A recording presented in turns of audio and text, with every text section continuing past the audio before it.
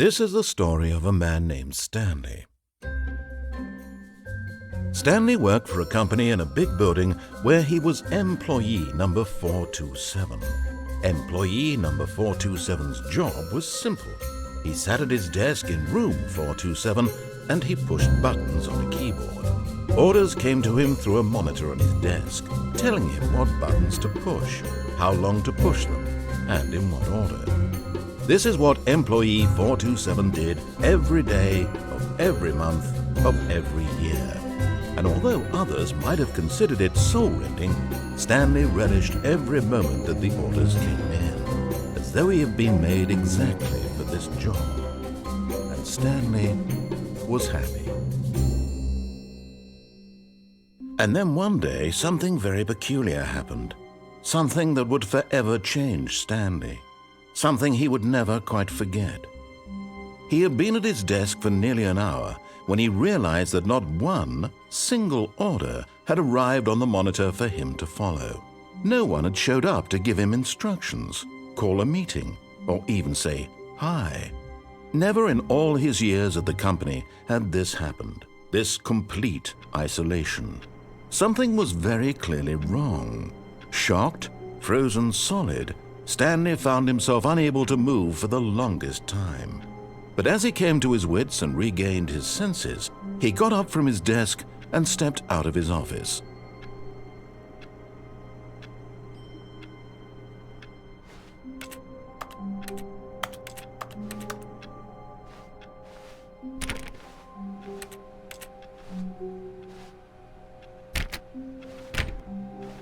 All of his co-workers were gone.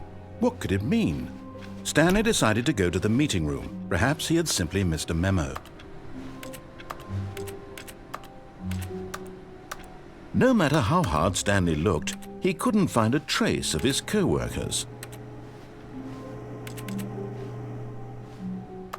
Stanley went around touching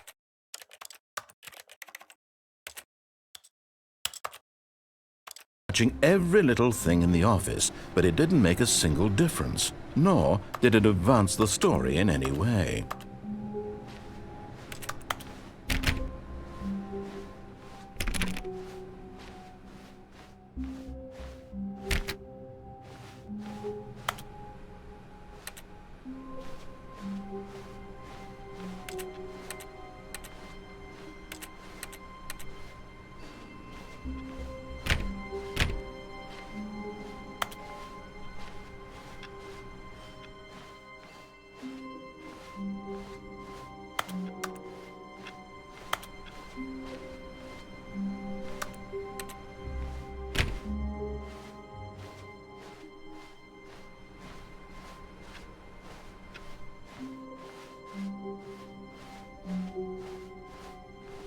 When Stanley came to a set of 2 open doors, he entered the door on his left.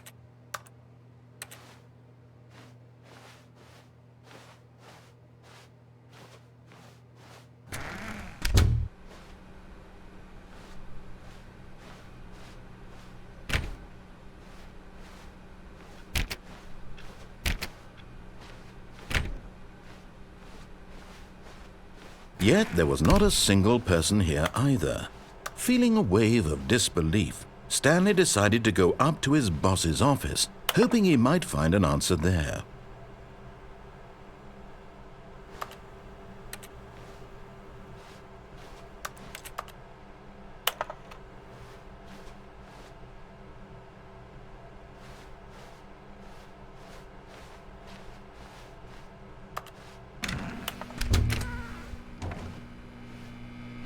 Stanley stepped into the broom closet, but there was nothing here, so he turned around and got back on track.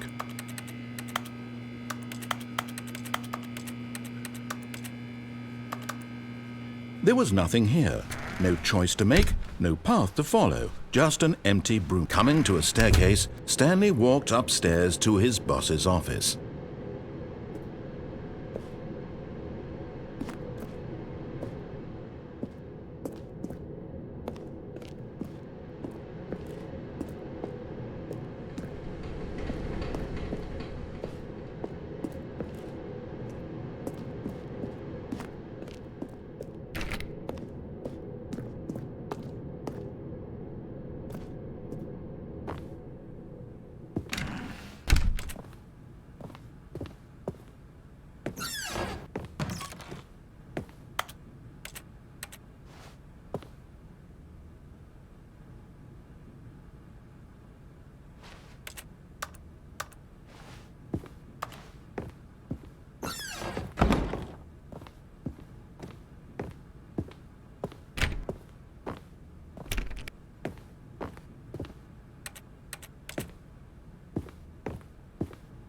Stepping into his manager's office, Stanley was once again stunned to discover not an indication of any human life. Shocked, unraveled, Stanley wondered in disbelief who orchestrated this. What dark secret was being held from him? What he could not have known was that the keypad behind the boss's desk guarded the terrible truth that his boss had been keeping from him.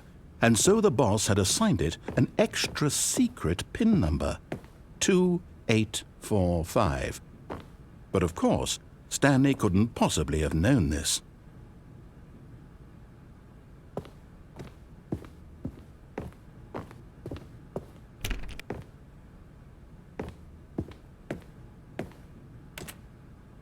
Stanley just sat around twiddling his thumbs.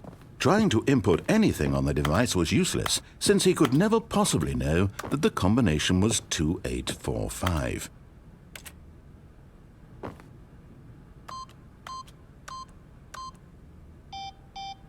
"2845.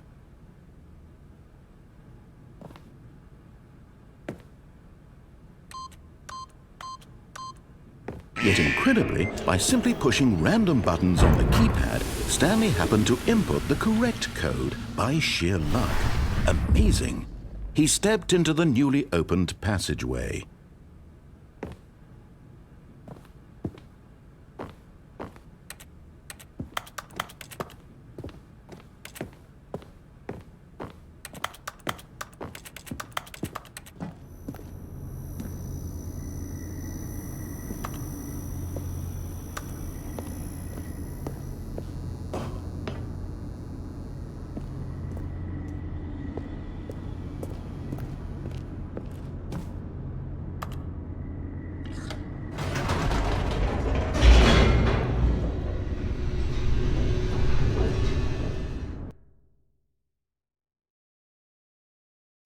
Descending deeper into the building, Stanley realized he felt a bit peculiar.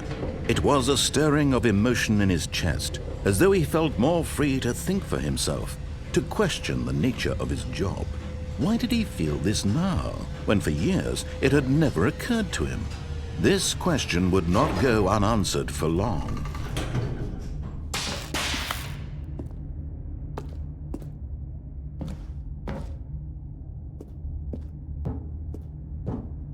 Stanley walked straight ahead through the large door that read Mind Control Facility.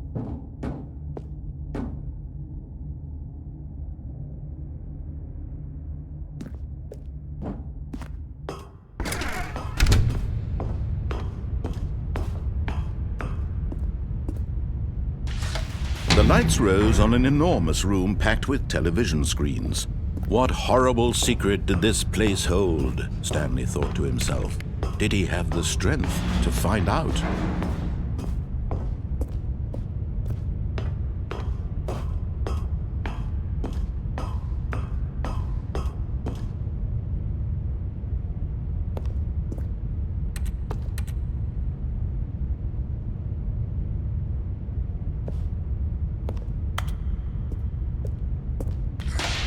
Now the monitors jumped to life, their true nature revealed.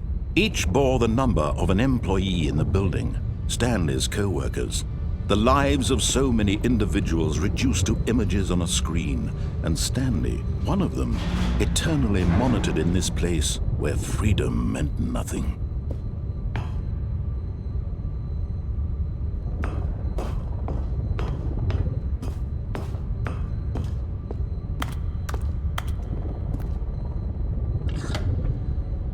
This mind control facility, it was too horrible to believe. It couldn't be true. Had Stanley really been under someone's control all this time? Was this the only reason he was happy with his boring job? That his emotions had been manipulated to accept it blindly?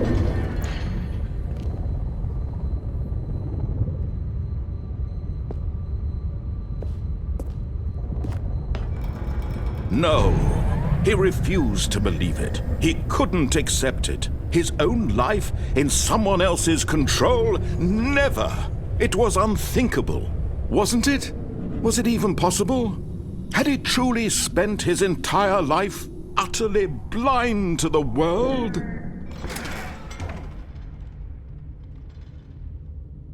But here was the proof, the heart of the operation.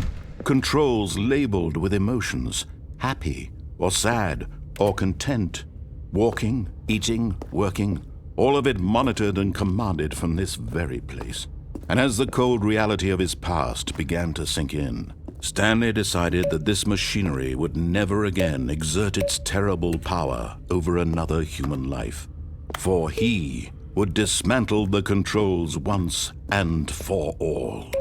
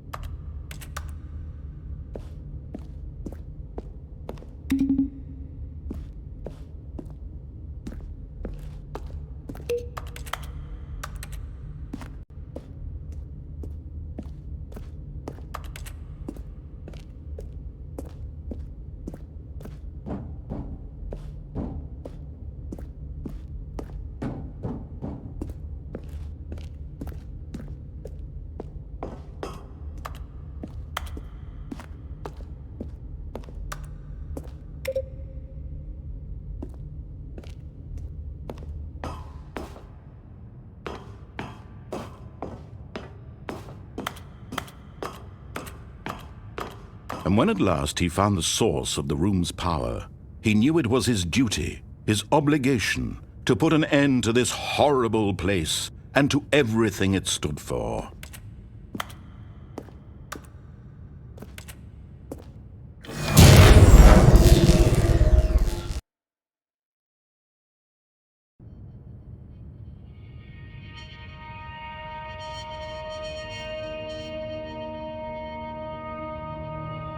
Blackness, and a rising chill of uncertainty. Was it over? Yes! He had won! He had defeated the machine, unshackled himself from someone else's command. Freedom was mere moments away. And yet, even as the immense door slowly opened, Stanley reflected on how many puzzles still lay unsolved. Where had his co-workers gone? How had he been freed from the machine's grasp? What other mysteries did this strange building hold? But as sunlight streamed into the chamber, he realized none of this mattered to him, for it was not knowledge or even power that he had been seeking, but happiness. Perhaps his goal had not been to understand, but to let go. No longer would anyone tell him where to go, what to do, or how to feel. Whatever life he lives, it will be his. And that was all he needed to know. It was perhaps the only thing worth knowing. Stanley stepped through the open door.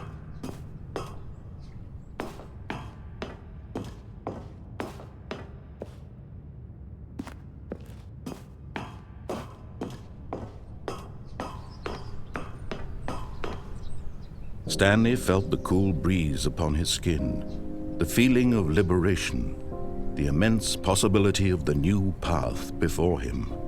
This was exactly the way, right now, that things were meant to happen. And Stanley was happy.